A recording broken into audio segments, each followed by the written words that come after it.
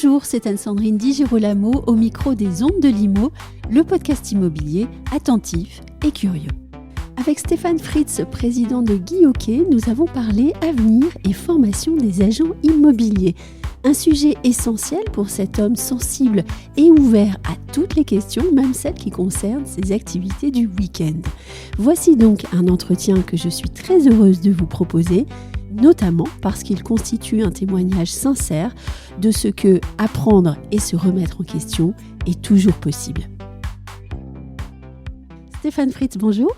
Bonjour Anne-Sandrine. Si je vous dis « le temps passe et les œufs durs », qu'est-ce que vous me répondez ? L'association de sauvegarde des œufs mayonnaise, dont je suis membre depuis quelques jours. Quelques jours, oui. Alors, c'est pas une blague, hein, cette association, parce que j'ai vu qu'il y avait derrière une vraie volonté de sauvegarde des savoir-faire. C'est un prix d'excellence d'un plan national, la reconnaissance aussi de très belles enseignes et de bistrots. En effet, c'est tout sauf une blague, cette association qui réunit beaucoup de restaurateurs, de bistrotiers, de producteurs. C'est un restaurateur qui a lancé ça à Sébastien. Et moi, j'attendais cette carte depuis très très longtemps, donc j'ai été très très heureux, en plus qu'ils me la remettent en main propre, le jour du 4e championnat du monde de l'œuf mayonnaise. De l'œuf mayonnaise. C'était très festif, très très agréable de rencontrer plein de gens d'ailleurs, plein de gens intéressants, de différents horizons. Donc oui, c'est une très belle association.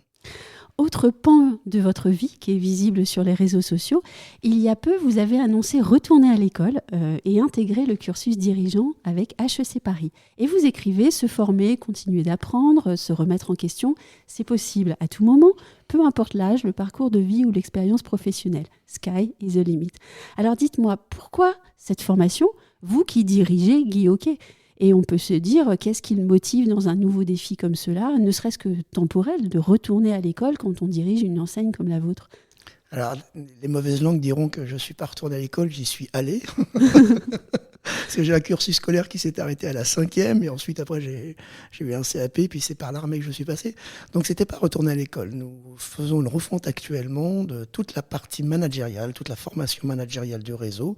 Et donc il était important d'aller voir des écoles, et c'est vrai qu'on s'est approché d'HEC pour voir comment on pouvait coécrire, et il a été très rapidement, on m'a proposé très rapidement d'intégrer un parcours dirigeant. Donc j'ai très vite expliqué que je n'avais pas d'études, et ils ont dit non, 50% sont autodidactes. Et donc là, évidemment, ça m'a tout de suite plu. Et un peu d'appréhension sur la première journée, très à l'aise sur le sujet maintenant. On parle de l'entreprise, et HEC est une école extrêmement concrète, une école d'entrepreneurs. Donc c'est un vrai plaisir aujourd'hui. Est-ce qu'il y a des points que vous souhaiteriez améliorer dans votre manière de diriger l'entreprise, par exemple ? C'est la raison de ce cursus. La raison de ce cursus, c'est qu'aujourd'hui, confronter nos façons de fonctionner dans tous les domaines, pas seulement managérial, mais aussi financier, avoir une connaissance un peu plus approfondie. Et de toute façon, on a toujours à apprendre. Je pense se remettre en question, c'est essentiel en fait. On ne s'arrête jamais d'apprendre, parce que déjà les choses évoluent, et il nous faut remettre aujourd'hui nos compétences et nos savoirs au fur et à mesure des évolutions du temps. Le monde bouge, et il faut bouger avec lui, et c'est par la formation qu'on peut accompagner, que ce soit les collaborateurs, les patrons, et en commençant par nous déjà. Vous dites que le monde bouge, Guy Hockey a intégré aussi le groupe Arche. Est-ce que cette intégration a changé votre manière de travailler, vos ambitions ou vos process ? On est passé d'un promoteur dans lequel on était très bien avec Nexity, on était très bien, on a de très bons rapports avec Nexity. Ce qui a changé vraiment, c'est qu'aujourd'hui Philippe Briand est un agent immobilier de terrain. Il a commencé en 1990 avec 4 personnes dans l'agence, et aujourd'hui on sait la force de ce groupe qui détient les marques Citia, La Forêt, Nesten, Century 21 et Guy Hockey. Donc aujourd'hui, la force, c'est de pouvoir parler avec quelqu'un qui parle le même langage que nous. Et donc, c'est une force. Et puis de travailler avec mes 4 collègues aujourd'hui, on échange énormément sur l'avenir du métier en règle générale, et sa défense également. Il a en commun avec vous le fait de s'être fait avec la force du poignet ? Oui. Après, il a un peu plus d'études que moi déjà. Et une plus belle réussite. On va reparler de formation, puisque vous avez lancé en septembre un CFA dédié au métier de l'immobilier. Pourquoi ce CFA ? C'était une évidence après qu'on ait intégré déjà la formation gratuite, illimitée pour tous les collaborateurs et les managers. Le chemin normal, c'était d'aller vers le CFA. On a aujourd'hui de très très belles expériences dans le réseau des jeunes aujourd'hui qui ont moins de 20 ans ou 22 ans, et qui aujourd'hui font de très très belles performances, tout ça à mi-temps. Donc on s'est dit, ce sont à mon avis les conseillers de demain, et nous nous sommes dit qu'il fallait ouvrir ce CFA en mixte d'abord, c'est-à-dire en lien avec les écoles dans un premier temps, et ensuite nous irons vers des CFA en plein qui seront la propriété de Guy Hockey.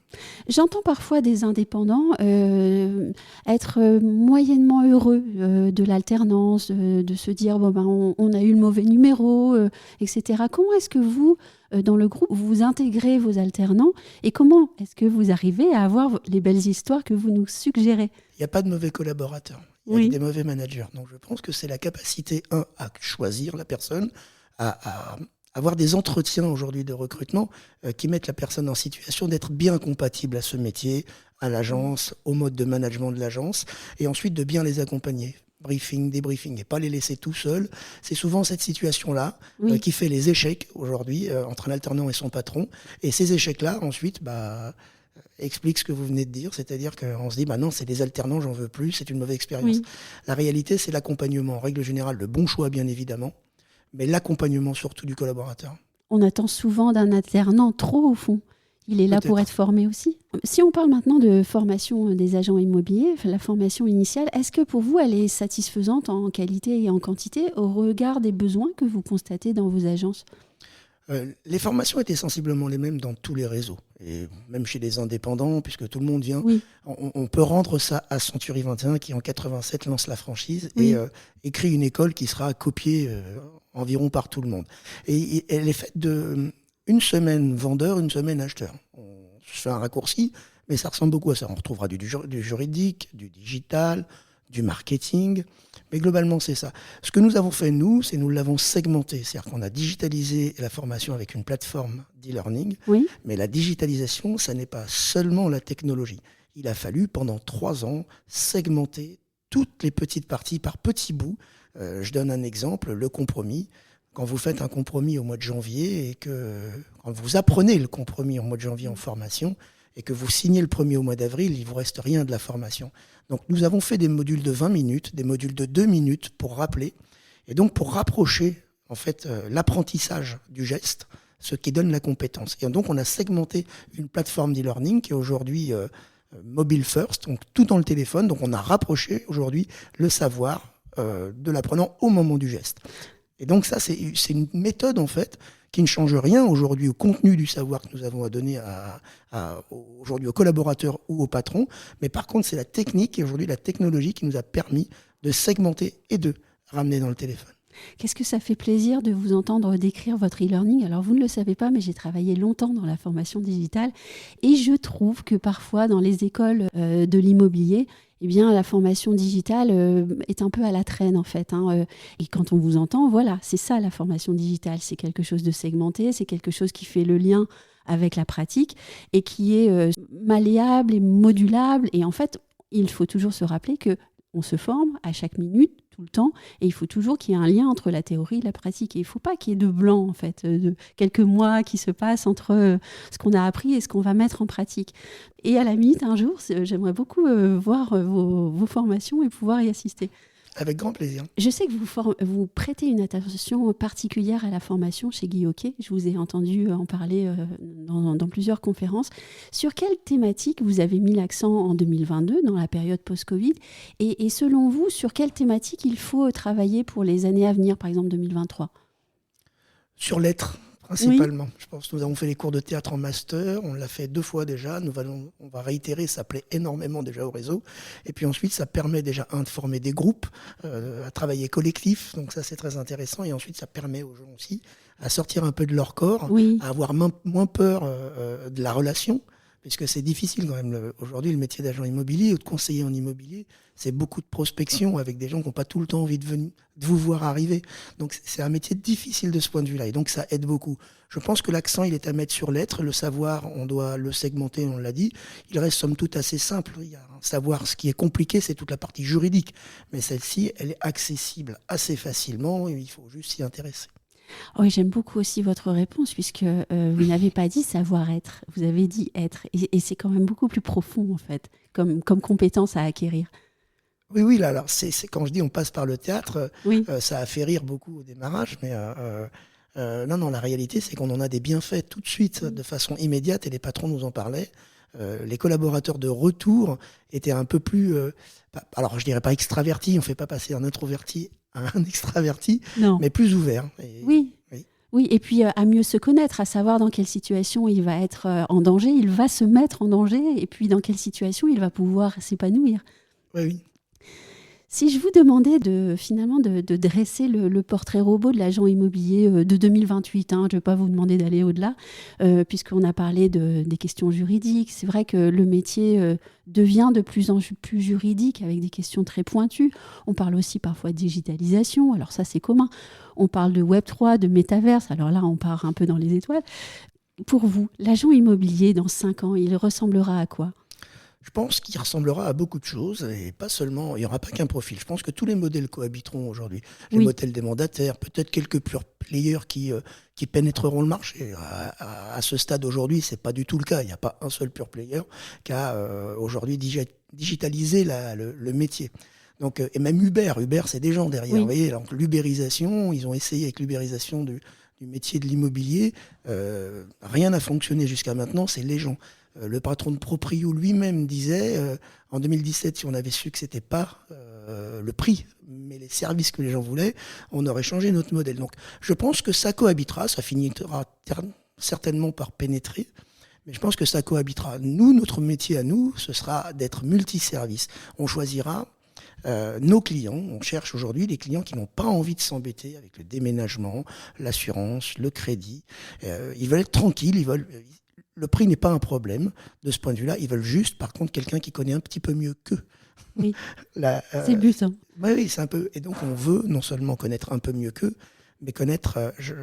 J'aimerais que les collaborateurs aient au moins un vernis sur le financement, sur l'assurance, sur le déménagement. On doit renseigner, conseiller, enlever les irritants, accompagner. Nous sommes des commerçants, voilà, des prestataires de services, et on doit accompagner. Donc, je pense que demain, l'agent immobilier que je souhaite, en tout cas pour Guy Hockey, c'est un collaborateur multicompétences et on voit l'importance de la formation pour pouvoir aller sur toutes ses compétences et il sera multiservice. Oui, vous avez dit un mot très important, vous avez parlé de la trace des connaissances. C'est vrai qu'il est souvent beaucoup plus important de savoir qu'on ne sait pas et qu'il y a quelque chose là à creuser plutôt que de se dire « je sais tout ». Oui, alors déjà, on ne sait pas tout. En plus, les choses changent. On l'a dit au tout début, les choses changent. Regardez par exemple la rénovation énergétique. Qui connaît les entreprises? Qui sait ce que c'est que le RGE? Qui est expert en diagnostic à part les diagnostiqueurs? Comment on peut renseigner les gens? Donc, on a fait des formations d'une journée sur la rénovation énergétique, non pas pour en faire des spécialistes dans tous ces domaines, mais à minima avoir un vernis pour conseiller nos clients et aller vers des entreprises RGE, aller vers les aides sur ma prime rénov', mais il fallait à minima, et c'est la formation qui vient aujourd'hui apporter. Et il va y avoir beaucoup de choses qui vont changer. La fiscalité va changer sur les locations saisonnières dans très peu de temps. Il va falloir à nouveau reformer. C'est par la formation qu'on va apporter cette compétence et donc le conseil à nos clients. Et pour terminer, je vais revenir à votre post Facebook où vous écrivez que Sky is the limit. Quel projet rêvez-vous de développer ? Le projet que je rêve de développer, c'est les gens. C'est-à-dire les collaborateurs, j'aimerais que la compétence soit forte, je viens de le dire, mais entre l'intention d'un franchiseur et la réalité de terrain, la valeur, elle se crée entre le collaborateur, le plus petit d'entre nous, et le client. C'est ici que la valeur se crée. Donc à quel moment je vais pouvoir pousser ces valeurs jusqu'à là où elles se créent, c'est-à-dire entre le client et le collaborateur. Donc moi, c'est la formation des collaborateurs et des patrons, puisque les patrons accompagnent leurs collaborateurs régulièrement sur le terrain, c'est eux qui sont en contact. Donc c'est vraiment par la formation. Je veux monter le niveau de jeu. Je disais, mais en rigolant, qu'aujourd'hui, un agent immobilier, un bon agent immobilier, celui qu'on connaît un peu plus que son client, c'est pas complètement faux, quoi. Un grand merci. Merci à vous.